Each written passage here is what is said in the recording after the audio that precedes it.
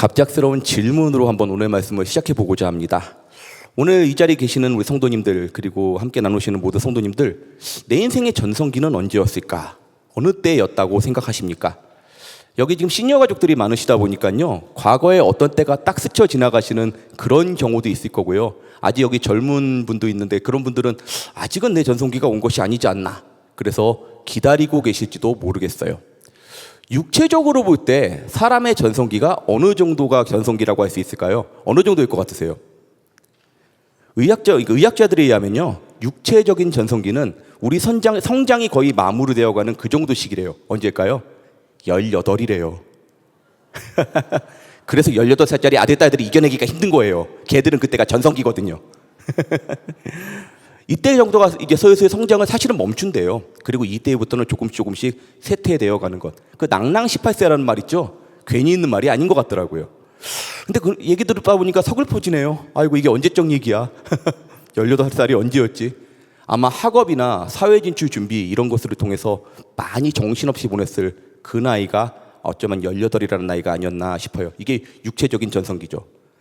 그렇다면요, 조금 더 나아가서 정신적이나 사회적인 전성기 언제 정도라고 생각하십니까? 사회적인 관점에서요, 이 부분은 특정한 어떤 시점에다 초점을 맞추기보다는 인생의 각 시기별 내가 무엇을 하고 있나에 초점을 더 맞추게 되는 것 같습니다.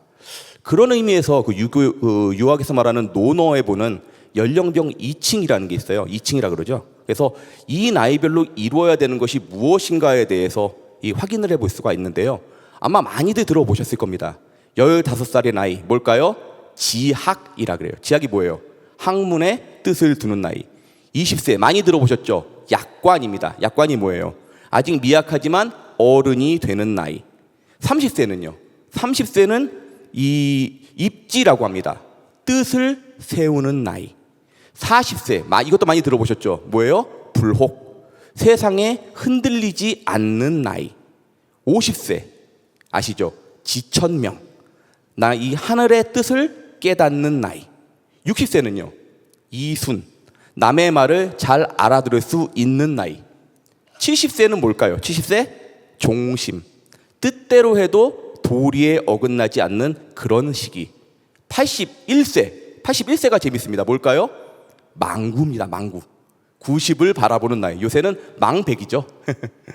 지금 다들, 그러니까 유교적인 관점에서 보시게 되면요, 내가 어느 나이에 어떤 시점에 어느 정도 무엇을 바라보고 무엇을 하고 있는지를 정리하고 있다는 걸 알 수 있어요. 그리고 그것을 이루면 그 인생 괜찮게 살고 있구나. 그렇다면 하나님의 백성의 삶에 있어서 내 삶의 전성기는 어느 정도의 시기가 될까요? 특정한 나이나 어떤 시기에 맞춰져 있기보다요, 하나님의 백성들은요, 이것이 가장 중요할 것 같습니다. 하나님과의 관계. 따라합니다. 하나님과의 관계. 내가 지금 하나님과 어떤 관계를 맺고 있는가? 오늘 우리가 잘 알고 있는 갈렙이라는 이 인물의 삶을 한번 확인해 보길 원합니다. 하나님의 백성에게 있어서 정말 빛나는 시기, 전성기가 언제일까? 어쩌면 이 사람의, 이 인물의 삶을 바라보면서 우리는 이 부분을 다시 한번 조금 더 다른 의미로 확인하게 될 수 있을 거라고 생각해요. 우리는 한때 한 번 좋은 일, 아니면 세상적으로 말하는 잘 나가는 그런 것을 위해서 살아가는 사람들 아닙니다. 아니면 계단처럼 하나하나 이뤄서 결국은 높아지는 것, 이걸 원하는 그런 인생도 아니에요. 우리는요, 정말 중요한 것, 정말 가장 필요한 것들을 이루어야 되는 백성들입니다. 우리 이사야서 60장 1절 말씀 같이 한번 읽어보겠습니다. 시작. 일어나라, 빛을 발하라. 이는 내 빛이 이르렀고 여호와의 영광이 내 위에 임하였음이니라. 아멘. 빛을 드러낼 수 있다면 우리는 언제 어떤 상황이 있다 할지라도 쓰임받는 인생이고요, 우리가 빛을 발하는 이상 우리의 인생은 언제나 전성기가 되는 줄 믿습니다. 그 확신이 우리 모두에게 분명히 함께 할 수 있기를 소망합니다. 특별히 우리 여기 지금 성도님들과 시니어들 함께 하시는데요, 우리 서로를 바라보시면서 이렇게 인사하시겠습니다. 당신은 여전히 전성기이십니다. 예, 그 빛을 은혜롭게 발할 수 있는 우리 모두가 되시기를 소망합니다. 그렇다면 하나님의 사람 갈렙을 통해서 보는 빛을 발하는 인생은 어떤 인생입니까? 첫 번째로요, 하나님 안에서 내가 누구인지를 분명히 아는 인생이에요. 뭐라고요? 내가 누구인지를 분명히 아는 인생. 7절과 8절 말씀을 함께 읽습니다. 시작. 내 나이 40세 여호와의 종 모세가 가데스 바네아에서 나를 보내어 이 땅을 정탐하게 하였으므로 내가 성실한 마음으로 그에게 보고하였고 나와 함께 올라갔던 내 형제들은 백성의 간담을 높게 하였으나 나는 내 하나님 여호와께 충성하였으므로. 아멘. 아마 이 장면이 갈렙이 본격적으로 말씀 가운데 등장하게 되는 바로 그 장면일 거예요. 약속의 땅을 눈앞에 두고 정탐꾼들을 보내는데 모두가 그 땅을 보고 처음에는 기뻐합니다. 그러다가 아낙 자손을 딱 보니까 어때요? 바로 움츠러드는 거예요. 그 모습들. 민수기 13장 보면요, 갈렙은 이렇게 말합니다. 올라가서 그 땅을 취하자 능히 이기리라. 그런데 여호수아를 제외한 다른 정탐꾼들은 이렇게 말하고 있습니다. 우리는 능히 올라가서 그 백성을 치지 못하리라. 그들은 우리보다 강하니라. 그리고 계속해서 상대와 자신들을 바라보면서 이렇게 비교하고 있는 걸 확인할 수 있어요. 뭐라고 하냐면요, 거기서 네피림 후손인 아낙 자손의 거인들을 보았나니 우리는 스스로 보기에도 메뚜기 같으니 그들이 보기에도 그와 같았을 것이니라. 그들이 커 보이긴 하지만요, 이 거인 네피림의 후손이다라는 거는 말 그대로 전설에 불과한 거예요. 이게 어떤 신빙성이 있는 얘기가 아닙니다. 그런데 완전히 쪼그라들어서 나 자신을 메뚜기로 규정하고 열등감과 두려움 속에 무너져 내려서 뭐합니까? 백성들 전체가 통곡부터 하고 있다는 걸 말씀 가운데 확인할 수가 있어요. 그런 백성들을 향해서 민수기 14장 9절에서 여호수아와 갈렙은요 이렇게 독려를 합니다. 이거 14장 9절 말씀 함께 읽습니다. 시작. 다만 여호와를 거역하지는 말라. 또 그 땅 백성을 두려워하지 말라. 그들은 우리의 먹이라. 이 옛날 개역 성경이 좀 더 와닿죠. 뭐라고 했죠? 옛날에는요, 그들은 우리의 밥이라 이렇게 표현했었죠. 아니, 같은 땅에 나아가서 같은 대정을 보고 같은 일을 경험하고 있는데 왜 이렇게 극단적으로 차이가 나고 있는 걸까요? 한쪽은요, 세상적인 관점으로 자신과 상대를 판단하고 있고요, 다른 쪽은 하나님의 시선으로 내가 누구인지를 바라보고 있기 때문에 이런 차이가 나게 되는 거예요. 세상에서 가장 먼저 보는 건 뭘까요? 조건입니다. 뭐가 있는지, 뭐가 필요한지, 뭐가 갖춰져 있는지, 여기에 맞춰서 모든 것을 재단을 하다 보니까 절망적인 것들만 자꾸만 눈에 들어올 수밖에 없는 거예요. 그리고 그 자리에 뭐가 파고듭니까? 따라합니다. 두려움. 처음에 뭐였어요? 저들은 키가 크고 키가 크니까 거인의 자손이 맞고 거인의 자손이 맞으니까 힘이 세고 우리는 상대적으로 힘이 약하고 부족하니까 메뚜기 꼴이다. 조건으로 시작해서 두려움에 묶이는 인생, 이 내가 누구인지 발견하지 못한 인생의 특징입니다. 이 두려움의 특징이 있다면요, 점점 어떻게 될까요? 자라나고 불어나게 돼요. 그러니까 거인 자손이니까 강하게 된 거고 우리는 작으니까 약하고 메뚜기니까 이제 꼼짝없이 다 죽었다. 근데 이게요, 얼핏 말이 되는 것처럼 보이는데 이거 그거 아닙니다. 옛날에 그런 거 많이 해보셨죠? 기차는 길어, 길으면 바나나, 바나나는 맛있어, 뭐 이거 있잖아요. 그냥 이어지는 거예요. 그냥 이어지는데 이게 점점 두려움이 되고 나를 옭아매고 있는 거예요. 그게 인생의 약함입니다. 나중에 기드온이라는 인물만 기억하실 거예요. 기드온은 의심이 많다고는 하지만 적어도 하나님 앞에 물어보기라도 하죠. 하나님, 정말 제가 이길 수 있어요? 정말 할 수 있어요? 물어라도 보는데 이 백성들은 지금 묻지도 말 그대로 묻지도 따지지도 못하고 꼼짝없이 조건에 묶여서 나는 메뚜기다에 빠져 있는 거예요. 그런데 갈렙은 달랐습니다. 갈렙은 조건이 아니라 무엇을 바라봤어요? 하나님을 바라본 거예요. 그리고 자신과 상황을 분별할 수 있는 그런 인생이었다는 겁니다. 이 장면에서 그가 분명하게 붙들고 있는 한 가지가 있습니다. 상대를 심지어는 밥으로까지 볼 수 있는 확신의 이유. 오늘 말씀은 이렇게 설명합니다. 따라 하시겠습니다. 여호와는 우리와 함께 하시느니라. 한 번 더요. 여호와는 우리와 함께 하시느니라. 아멘이세요? 여기서 우리의 정체성이 나타나는 거예요. 현대 심리학에서 정말 중요한 역할을 차지하는 단어가 하나 있습니다. 뭐냐면요, 자상이라는 단어예요. 어떤 자아상을 갖느냐가 그 사람의 잠재의식을 지배하고 컨트롤할 수가 있다. 그래서 내 목표를 앞에다 두고 계속해서 반복하는 거. 왜 있죠? 어디 높은 데서 내려갈 때 따라합니다. 할 수 있다. 이거 있잖아요. 할 수 있다. 이게 세상적으로 말하는 자아상을 높이는 길이고 위상 심리학이 말하는 마인드 컨트롤 이론이라는 거예요. 그런데 진정한 자아상은 이런 것이 아니에요. 나를 만드시고 나와 함께 하시는 하나님이 어떤 분이신지 알고 그분의 시선으로 내가 누구인지를 확신하고 발견하는 삶, 이것이 진정한 자아상이 되는 줄 믿습니다. 아멘이시죠? 이제는 기독교 고전이 되어가는 책이 있습니다. 닐 앤더슨의 내가 누구인지 이제 알았습니다 라는 책이 있어요. 이 보면요, 철저히 하나님 말씀 안에서 내가 누구인지 발견해야 된대요. 하나님 말씀 가운데 내가 누구인지를 찾고 그분께서 원하시는 그 모습 가운데 내 목표와 가치를 둘 때 내가 진정으로 누구인지를 찾을 수 있다는 것을 반복해서 강조하고 있다는 거죠. 제가 우리 지구 성도님들 자녀들, 청소년 자녀들을 종종 만나는 경우가 있습니다. 기도 요청을 받죠. 왜냐하면 힘들어한다. 학교 공부가 좀 어렵다. 근데 가장 제가 만나게 되면요, 가급적 가장 먼저 꺼내드는 것이 있습니다. 뭘까요? 복음이에요. 먼저 복음부터 제가 전하려고 하면요, 어떤 부모님들은 조금 당황하십니다. 안 그래도 기독교 반감 많은 애 기도 받는다고 억지로 끌어안쳤는데 목사님 꼭 지금 이 상황까지 복음을 전하셔야겠어요? 라고 말씀은 안 하는데 눈에는 써 있어요. 꼭 이러셔야 되나?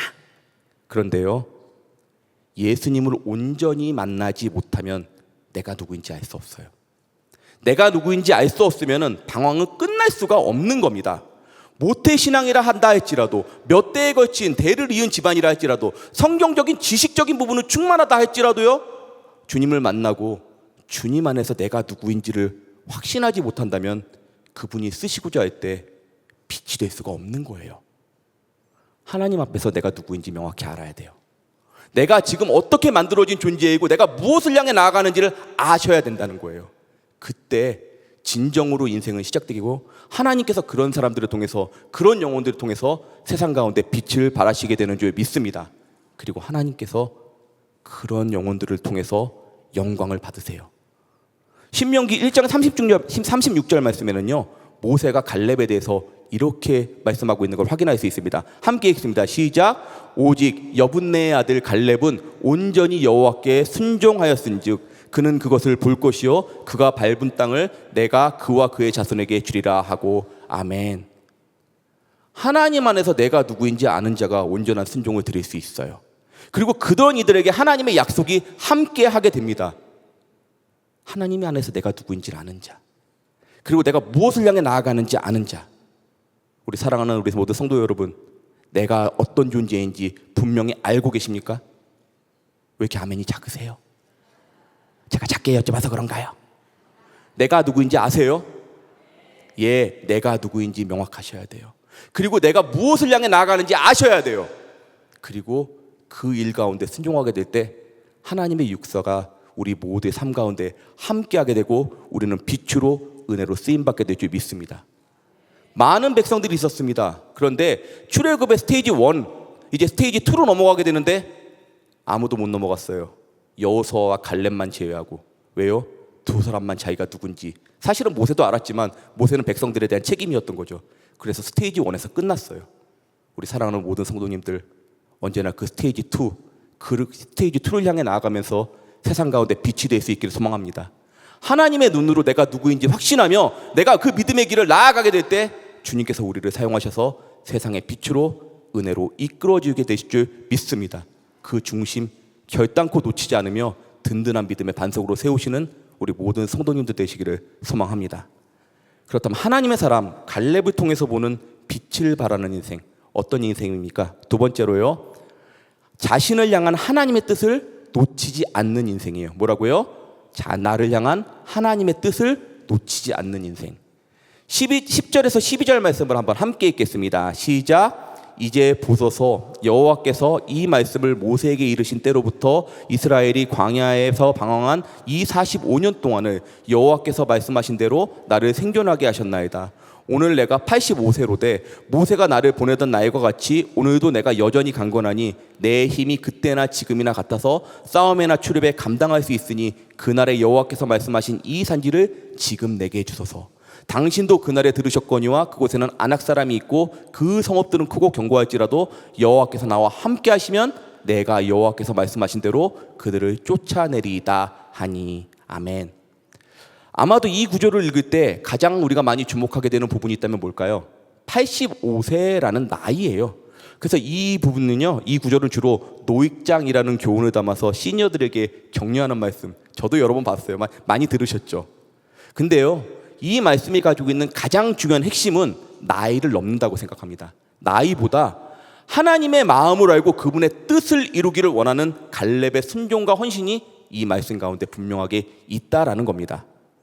오늘 말씀의 배경은요, 이제 본격적으로 백성들에게 땅이 분배되는 장면입니다. 근데 분배된다는 것이 가서 그냥 여기 내 땅, 여기까지 내 거가 아니라 어떻게 해야 돼요? 싸워서 이겨서 쟁취해야 되는 겁니다. 그런데 갈렙은 굳이 나설 필요는 없어요. 왜냐하면은 출애굽기 2세대의 가장 큰 어른 중에 한 명이었죠. 왜냐하면 2명 남았었잖아요. 여호수아와 갈렙. 2인자란 말입니다.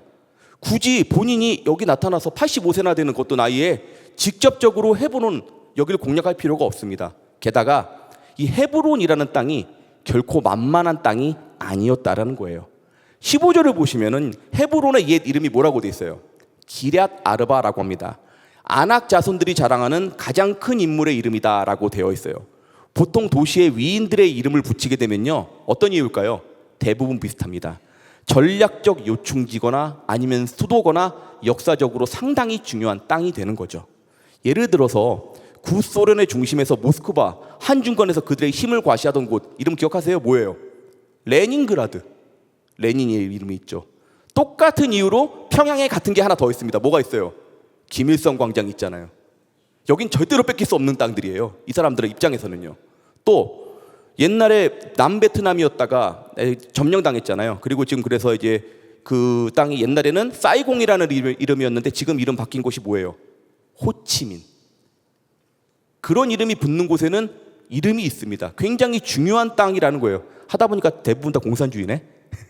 근데 이런 땅들 쉽게 점령하게 안 뺏기려고 들어요. 당연히 한번 뺏으려고 그러면 엄청난 공방전이 벌어질 수밖에 없는데, 게다가 나중에도 보면요, 예루살렘과 더불어서 헤브론 굉장히 중요한 땅이 됩니다. 행정적, 역사적, 정치적으로도 말이죠. 근데 이런 곳을 굳이 2인자인 갈렙이 고생해가면서 시키면 되는데 직접 가야 된다고요? 그 수고를 마다하지 않고요. 근데 갈렙은요, 이 일이 반드시 자신이 이루어야 된다는 강력한 소명감을 갖고 있었어요. 본격적인 가나안 전쟁의 분수령이기도 하거니와 과거 자신이 백성들 앞에 선포했던 이 말에 대한 분명한 변함없는 확신을 보여주는 거죠. 민수기 14장 9절에 이렇게 되어 있습니다. 다만 여호와를 거역하지는 말라. 또 그 땅 백성을 두려워하지 말라. 그들은 우리의 먹이라. 그들의 보호자는 그들에게서 떠났고 여호와는 우리와 함께 하시느니라. 그들을 두려워하지 말라 하나. 비록 45년이 지났지만요, 그는 젊었던 때와 조금도 달라지지 않았어요. 여호수아 14장 12절 말씀 함께 읽습니다. 시작. 그 성읍들은 크고 견고할지라도 여호와께서 나와 함께 하시면 내가 여호와께서 말씀하신 대로 그들을 쫓아내리이다 하니. 여호와께서 함께 하시니 그들은 내 밥이다, 우리의 밥이다라고 확신했고, 여호와께서 함께 하시니 나는 지금도 그들을 쫓아낼 수 있다라고 두려움 없이 선포하는 갈렙. 백성들 앞에 빛이 될 수밖에 없는 거예요. 아마 기록되지는 않았지만 갈렙의 중간에 45년의 인생, 그는 여전히 이렇게 살아왔을 겁니다. 계속해서요. 하나님께서 내게 원하시는 바가 무엇인가, 지금 하나님께서 내게 명령하시는 바가 무엇인가 확인하면서 계속해서 그것을 이루는 그 길을 걸어왔을 거예요.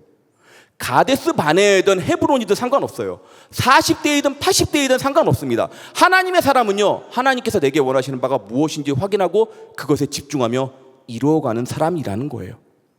우리는 받은 은혜와 사랑은 계속해서 간구합니다. 하나님 좀 더 사랑해 주세요. 하나님 이거 제게 더 주세요. 그런데 하나님께서 내게 원하시는 그 순간 가운데 한 걸음 물러서지는 않습니까? 아유, 제가 이제 나이도 좀 많아졌고 물질도 부족하고 능력도 없고 상황도 바쁘고, 그런데 우리는 언제나 하나님 앞에서 동일해야 될 줄 믿습니다. 어린 사무엘이든 나이든 갈렙이든 하나님께서 우리에게 말씀하실 때 우리의 응답은 동일해야 돼요. 뭐입니까? 따라합니다. 주여 말씀하옵소서. 주의 종이 듣겠나이다. 고백하고 순종하는 백성들 앞에 하나님의 뜻이 이루어지게 되고 그들이 세상의 빛과 소금으로 쓰임받게 된다는 거예요. 보혈과 하나님의 사랑으로 우리는 살아갑니다. 우리는 계속해서 그 은혜 고백하며 나아가요. 근데 우리의 헤브론은 어디 있을까요? 지금 내가 이루어야 되는 것, 무엇일까요? 작은 것일지도 모르고 큰 것일지도 몰라요. 대단해 보이는 것일지도 모르고 그렇지 않을지도 몰라요. 하지만 우리에게 중요한 건요, 순종으로 우리는 그것을 이루어야 된다는 거예요. 이것이 진정한 지천명이 되는 줄 믿습니다. 하나님께서 내게 원하시는 것 이루어내며 세상에 빛이 될 수 있는 우리 모든 성도님들 되시기를 소망합니다. 아이고, 하나 더 남았는데 시간 많이 지났네. 그렇다면 하나님의 사람 갈렙을 통해서 보는 빛을 발하는 인생 뭡니까? 마지막으로요, 믿음과 삶을 다음 세대로 이어가는 인생이에요. 뭐라고요? 믿음과 삶을 다음 세대로 이어가는 인생. 15절 말씀을 한번 함께 읽겠습니다. 시작. 헤브론의 옛 이름은 기럇 아르바라. 아르바는 아낙 사람 가운데서 가장 큰 사람이었더라. 그리고 그 땅에 전쟁이 그쳤더라. 아멘. 기럇 아르바, 즉 헤브론을 정복하는 말씀이 지금 오늘 구절이었다면요, 다음 장에 등장하는 15장에는요 거의 동시에 기럇세벨, 드빌이라고 하는 땅을 점령하는 그 모습이 이어지게 돼요. 그런데 여기에서 갈렙이 부하들에게 포상을 하나 약속을 합니다. 뭐냐면요, 15장 16절 말씀을 같이 한번 읽어보겠습니다. 시작. 기럇세벨을 쳐서 그것을 점령하는 자에게는 내가 내 딸 악사를 아내로 주리라 하였더니. 어이구, 요즘 생각하면 아무리 아버지지만 자기 딸을 포상으로 걸면 안 되는데, 근데 이 시대는 되거든요. 포상이 마음에 들었는지 갈렙의 조카 온니엘이 용감히 돌진해서 그의 딸 악사와 결혼을 할 수가 있게 됩니다. 이제 결혼을 했으니 어떻게 돼야 돼요? 이제 분가를 해야 되잖아요. 이제 나가게 되는데 딸 부부를 보내는 갈렙의 지참금이 기가 막힙니다. 여호수아 15장 19절 말씀 같이 한번 읽어보겠습니다. 시작. 이르되 내게 복을 주소서. 아버지께서 나를 네겝 땅으로 보내시오니 샘물도 내게 주소서 하매 갈렙이 윗샘과 아랫샘을 그에게 주었더라. 아멘. 얼핏 굉장히 화기애애하고 애틋한 이별의 장면처럼 보이는데 숨어있는 진실이 하나 있어요. 뭐냐면요, 갈렙이 지금 딸 부부를 보내는 땅 이름이 네겝입니다. 네겝이요, 히브리어로 뜻이 뭐냐면요, 건조하다라는 뜻을 가지고 있어요. 영어로 하면 드라이죠. 그래서 지금도요, 네겝을 그러면요, 한번 검색해 보시면 사막부터 나올 겁니다. 네겝 사막이 워낙에 유명해요. 왜 악사가 하필 딴 것도 아니고 샘물을 주소서 했는지 아시겠죠? 없으면 안 돼요. 당장 죽는 겁니다. 그러자 갈렙이 윗샘과 더불어서 아랫샘까지 주었어요. 근데 여기가요, 건조하기는 건조한데 또 무슨 특징이 하나 있냐면요, 대적들이, 그러니까 남쪽에서 이방 민족들이 이스라엘을 쳐들어오려고 하게 되면은 여기를 거쳐야 돼요. 이제 이 두 사람 진짜 앞으로 인생 엄청나게 피곤하게 됐습니다. 대적들이요 항상 여기를 노려요. 이스라엘을 노리면 여기부터 들어옵니다. 그리고 대적들이 여기를 공격해서 점령하게 되면 어디부터 노릴까요? 샘부터 노리는 거예요. 왜요? 물부터 공략을 해야 되니까. 이 젊은 부부가 여기서 앞으로 계속 대적을 감시해야 되고요, 하루도 편할 날이 없어요. 게다가 건조하잖아요. 하나님, 비를 내려주셔야 돼요. 이번에 비 안 내려주시면 저희 어떻게 살아요? 너무 힘들어요. 갓 결혼한 딸한테 무슨 억하 심정이 있다고, 아니 무슨 결혼을 했는데 보내도 이런 데로 보냅니까? 어쩌면요, 이런 부분까지 생각해가지고 갈렙이 이 온니엘을 사위로 삼았는지도 모르겠어요. 그런데 갈렙의 이후의 이 모습들을 보면요, 이 온니엘을 택한 이 부분들, 그리고 이리로 보낸 부분이 빛을 발하는 순간이 옵니다. 약속의 땅에 들어간 백성들, 이제 사사기로 들어가게 됩니다. 사사기의 특징 혹시 기억하세요? 사사기의 중요한 특징, 마지막 딱 한 구절 있잖아요. 뭡니까? 사람이 자기 소견에 옳은 대로 행하였더라. 자기 마음대로 사는 거예요. 자기 마음대로 사는 인생이 잘 될까요? 안 될까요? 안 되죠. 사방팔방에서 공격 들어옵니다. 사방에서 쳐들어옵니다. 난리가 나는 거예요. 어쩔 줄을 몰라요. 어떻게 해야 되지? 그때 부분이요, 사사기 3장 10절 말씀에 있어요. 같이 한번 읽어보겠습니다. 시작. 이스라엘 자손이 여호와께 부르짖음에 여호와께서 이스라엘 자손을 위하여 한 구원자를 세워 그들을 구원하게 하시니 그는 곧 갈렙의 아들 아우 그나스의 아들 온니엘이라. 여호와의 영이 그에게 임하셨으므로 그가 이스라엘의 사사가 되어 나가서 싸울 때 여호와께서 메소보다미아 왕 구산 리사다임을 그의 손에 넘겨주심에 온니엘이 손의 구산 리사다임을 이기니라. 아멘. 갈렙은 이미 죽었어요. 백성들은 타락했습니다. 그리고는 자기 마음대로 살기 시작해요. 근데 그때 그가 딸과 함께 보냈던, 네겝으로 보냈던, 그리고 치열한 삶 속에서 믿음이 무엇이고 내가 무엇을 향해 나아가는지 훈련이 되어 있었던 누굽니까? 사위 온니엘이 등장하는 거예요. 그리고 그의 삶을 이어가는 겁니다. 저는 확신해요. 백성들이 처음 올리엘이 짠하고 나타났을 때 누구를 떠올렸을까요? 갈렙이다. 갈렙이 돌아왔다.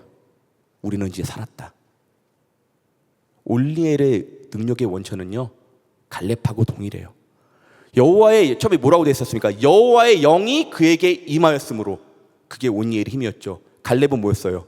여호와께서 함께 하시면 그 삶이 이어지는 거예요. 자신의 믿음을 이어가는 삶을 통해서요, 갈렙은 죽은 이후에도 죽은 게 아니었어요. 그는 여전히 살아있습니다. 그리고 세상에 빛을 발하는 거예요. 갈렙의 마지막 모습, 15절 말씀이 이렇게 끝나요. 뭐라고 그래요? 그리고 그 땅에 전쟁이 그쳤더라. 온니엘의 마지막 모습 뭐라고 표현합니까? 그 땅이 평온한 지 40년에 그나스의 아들 온니엘이 죽었더라. 같은 길을 갔기 때문에 같은 결과가 나오는 거예요. 하나님의 사람은요, 자기 대해서 끝나지 않아요. 다음 세대의 믿음을 세우고 준비합니다. 그리고 이 믿음이 계속해서 이어질 수 있도록 계속해서 기도하고 격려하며 다음 세대를 세워내고 있어요. 아픈 말씀 드립니다. 내 다음에 내 이 믿음의 길을 걸어갈 사람은 누굽니까? 내 다음에 내 이 믿음의 길을 계속해서 걸어가며 하나님께 눈물로 외치는 사람 누굽니까? 누구예요? 떠오르셔야 돼요. 우리에겐 온니엘이 있어야 돼요. 이번 분당 10주고 아까 영상에 나왔었습니다. 보신 대로 저희는 5년간 기도했던 양준석 선교사님, 어째 하다 보니까 5년을 가게 됐어요. 함께 여기를 갔는데 2000년 초반에 여기 처음에 갔을 때 선교사님 정말 당황스러워서 어쩔 바를 몰랐다 하세요. 이 어디부터 뭘 해야 되나 좀 난감하셨던 거죠. 그래서 기도로 준비하면서 여러 가지 사역을 하다가 아이들 학교를 만들어야겠다 했는데 이게 쉽지가 않았다고 합니다.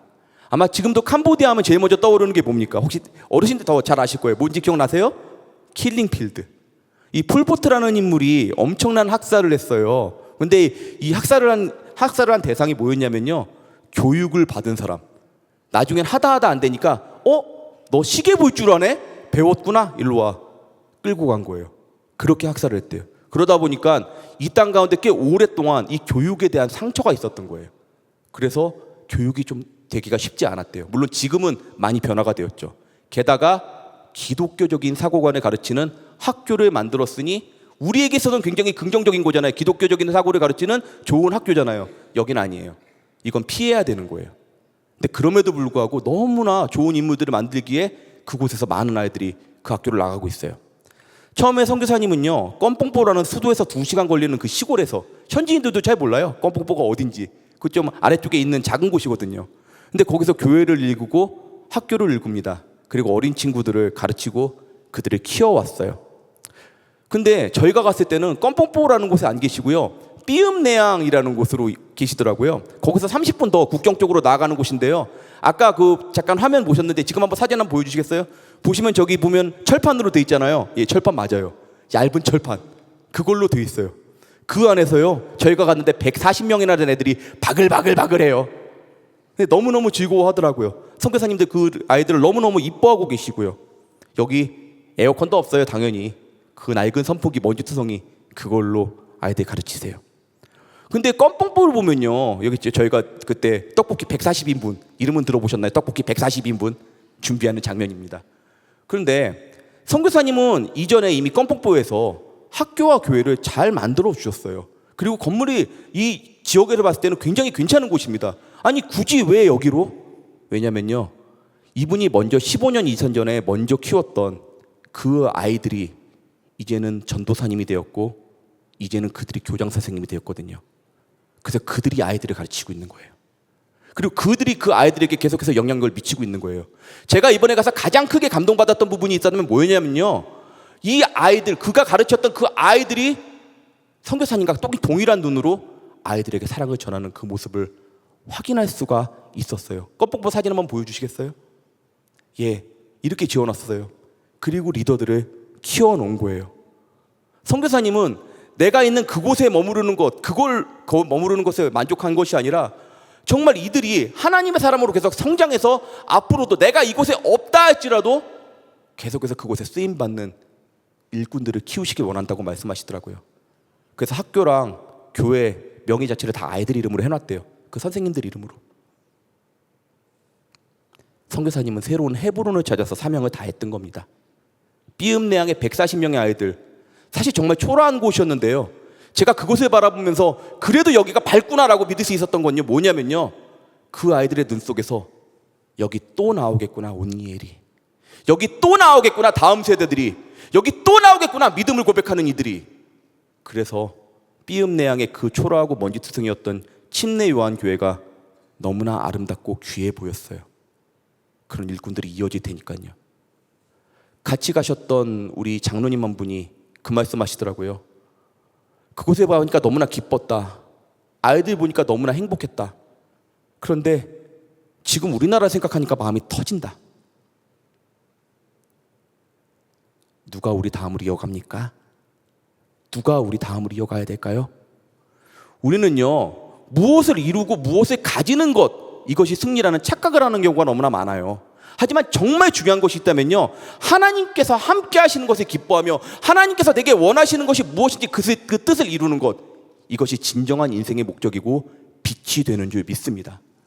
그리고 하나님과 내가 함께하고 있다면요, 이제 나와 함께 계속해서 그 길을 가야 될 다음 세대들을 은혜롭게 세워나가는 것, 이것이 우리의 비전이 되어야 될 줄 믿습니다. 그게 빛이 되는 백성이에요. 그리고 그 일들이 계속해서 이루어지게 될 때 우리는 나이와 상관없이, 장소와 상관없이 어느 곳에 있다 할지라도 우리 모두는 전성기를 경험하게 되는 줄 믿습니다. 우리는 하나님의 백성, 그리고 은혜의 백성, 그리고 그 보혈의 은혜를 경험하는 귀한 하나님의 자녀들입니다. 그리고 우리는 주님의 빛이 되어야 되는 백성들이에요. 이제 그 길 우리가 걸어왔다면 다음은 누가 걸어야 됩니까? 그들을 바라보시면서 이젠 네가 그 길을, 그리고 이제 너를 통해 계속해서 그 빛이 비춰지기를 소망하며 하나님의 뜻, 그 은혜를 이루어갈 수 있는 주님의 빛이 되는 복된 주의 백성들 되시기를 주님의 이름으로 축복합니다.